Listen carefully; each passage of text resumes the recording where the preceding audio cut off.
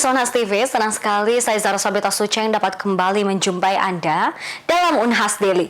Dalam beberapa menit ke depan kami akan menyajikan berita-berita teraktual hanya untuk Anda.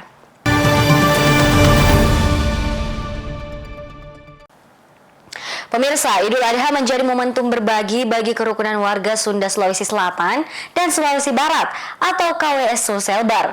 Pembagian daging hewan kurban oleh KWS Sulselbar dilaksanakan serentak di berbagai daerah dengan mengutamakan nilai kebersamaan dan solidaritas warga Sunda di perantauan.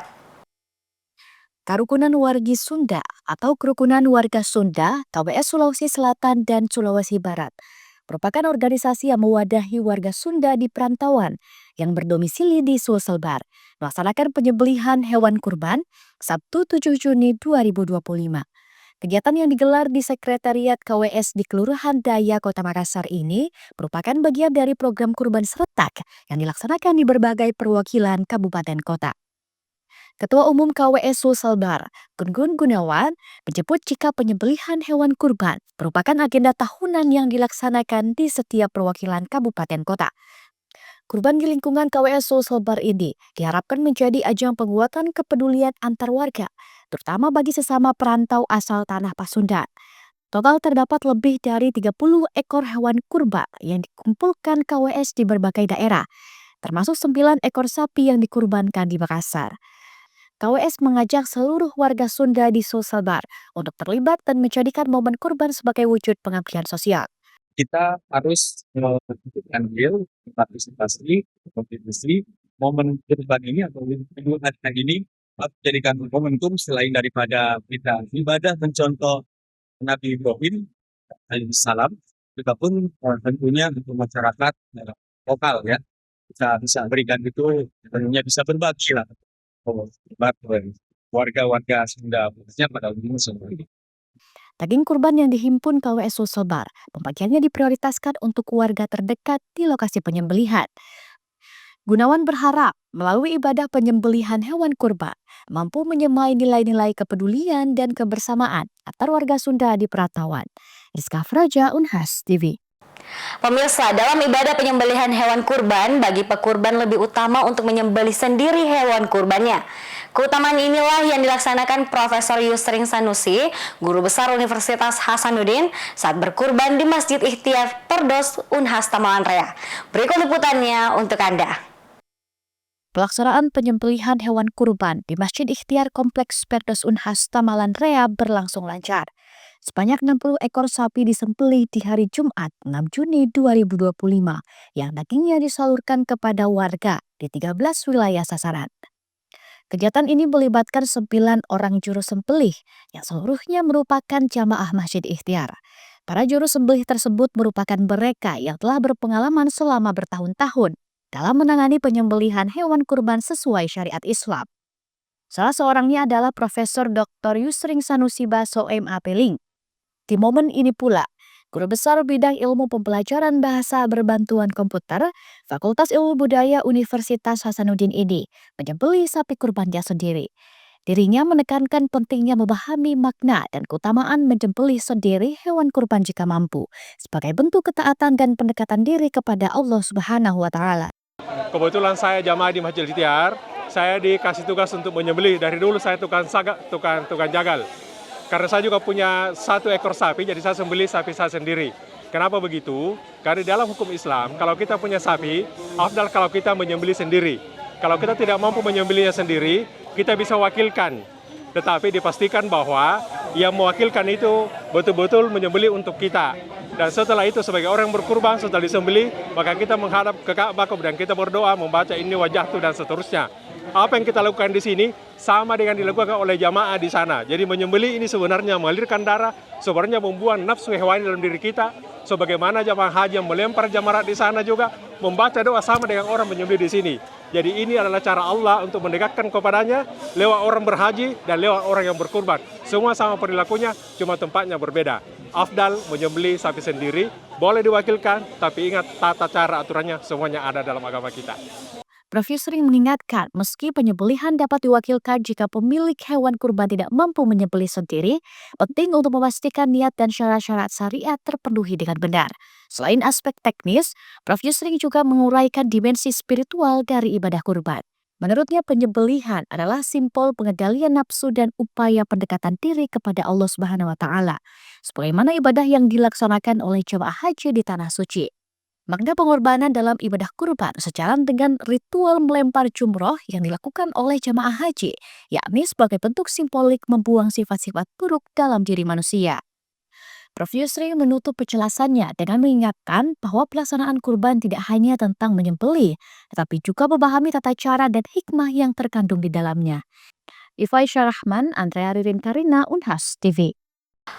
Pemirsa, ibadah penyembelihan hewan kurban membawa berkah bagi peternak sapi. Seperti yang dialami Haji Syamsir dengan Ci, peternak sapi di Kera-Kera Tamalan Rea yang meraup untung puluhan juta dari hewan sapi peliharaannya. Pelaksanaan ibadah penyembelihan hewan kurban atau dikenal sebagai musim kurban menjadi momentum yang dinanti para peternak hewan untuk memperoleh rezeki melimpah. Permintaan sapi, kambing, dan domba mengalami peningkatan drastis menjelang Hari Raya Idul Adha. Kondisi tersebut membuat harga hewan kurban juga merangkak naik. Hal ini tentu saja menjadi angin segar bagi peternak yang telah berbulan-bulan sampai bertahun-tahun merawat ternaknya. Haji Syamsir Denganci, pemilik peternak sapi yang terletak di Kera-Kera, sekitar kampus Unhas Tamalan Rea, mengaku mendapatkan keuntungan yang sangat memuaskan. Ia menyebut jika keuntungannya di tahun ini mencapai lebih dari 80 juta rupiah atau sudah melebihi keuntungan di tahun lalu. Hal ini karena sudah hampir 60 ekor hewan kurbannya laku terjual. Tahun yang lalu itu saya dapat itu keuntungan lebih 50 juta. Insya Allah ini sekitar 80 jutaan. Keseluruhan yang laku tahun ini sudah hampir 60 ekor. Sisa tinggal 6 ekor. Belum laku. Harga termahal sapi kurbannya mencapai 23 juta rupiah dengan berat 150 kg. Sementara yang paling murah di kisaran 13,5 juta rupiah. Sedangkan yang paling laku di pasaran adalah sapi dengan harga berkisar 15 juta rupiah. Diakui Haji Syamsir, keberkahan dari usaha ini juga dirasakan melalui kepercayaan pelanggan. Pelanggannya juga berasal dari berbagai kalangan, termasuk staf Menteri Pertanian yang membeli sapi seharga 22 juta rupiah. Berkahnya banyak sekali yang senangi saya karena ini barang kalau ada cacat dikasih kembali. Harus juga ada dari keterangan dari dokter hewan. Baru saya kasih. Ini juga yang ngambil ini stafnya Menteri Pertanian dari Jakarta, Imran Sulaiman, stafnya. Jadi itu juga di dalam, ada di luar di situ. Yang ngambil itu orang Pelindo. Mau dipotong di sini. Jadi insya Allah besok ini ada dipotong di sini 4 ekor yang dari Jakarta. Haji Syamsir menambahkan, menjadi peternak hewan kurban memiliki potensi besar untuk menghasilkan keuntungan. Namun tetap menjaga keberkahan dan kepercayaan pelanggan menjadi modal yang berharga bagi peternak seperti dirinya. Abinaram Ahmad, Unhas TV. Pemirsa, sebanyak 60 ekor sapi disembelih di Masjid Ikhtiar Perdos Unhas Tamalan Rea dengan melibatkan tim dokter hewan, juru sembelih berpengalaman, hingga sistem distribusi berbasis kupon. Seperti apa keseluruhan proses itu hingga daging kurban diterima warga? Simak liputannya untuk Anda. Momentum Idul Adha menjadi ajang berbagi sekaligus penguatan nilai ibadah melalui penyembelihan hewan kurban. Tahun ini, Masjid Ikhtiar yang terletak di Kompleks Perdos Unhas Tamalan Rea kembali menyelenggarakan pemotongan 60 ekor sapi kurban. Ketua Panitia Kurban Masjid Ikhtiar Muhammad Hambali STMT menjelaskan jika proses penyelenggaraan kurban di masjid ini dilakukan secara sistematis dan menjaga higienitas hingga sampai ke tangan penerima. Untuk standar kebersihan, kemudian sistemasi kerja dan lain sebagainya, kita punya sistemasi dan alur kerja yang kita bikin gitu. Termasuk untuk higienitas, kebersihan, pengecekan kesehatan dan lain sebagainya, kita hadirkan langsung dokter hewan sebanyak 5 orang di dalam untuk mengontrol langsung bagian organ-organ dalamnya agar dicek apakah ada penyakit atau tidak gitu. Sebanyak 60 ekor sapi yang disembelih itu dipasok dari 2 kabupaten di Sulawesi Selatan, 29 ekor dari Baru, dan 31 ekor dari Sinjai, dengan berat rata-rata mencapai 100 kg. Sebelum didatangkan ke lokasi, setiap sapi diperiksa terlebih dahulu oleh tim dokter hewan dari Universitas Hasanuddin untuk memastikan kelayakan hewan kurban sesuai dengan syariat dan standar kesehatan. Setibanya di Kompleks Masjid Ikhtiar, sapi-sapi tersebut ditempatkan di kandang sementara yang berlokasi tepat di samping area pemotongan. Di sana, nomor hewan kurban beserta nama para pekurban telah didata secara rapi dan dipajang di depan area penyembelihan sebagai bentuk transparansi. Proses penyembelihan dilakukan secara bertahap, satu persatu sapi dimasukkan ke area penyembelihan dan dipotong oleh juru sembelih yang telah ditunjuk dan memenuhi syarat. Setelah disembelih, sapi-sapi tersebut dikuliti kemudian dilanjutkan dengan pemisahan kepala, perut, kaki, organ dalam hingga proses akhir berupa pemisahan daging dari tulang.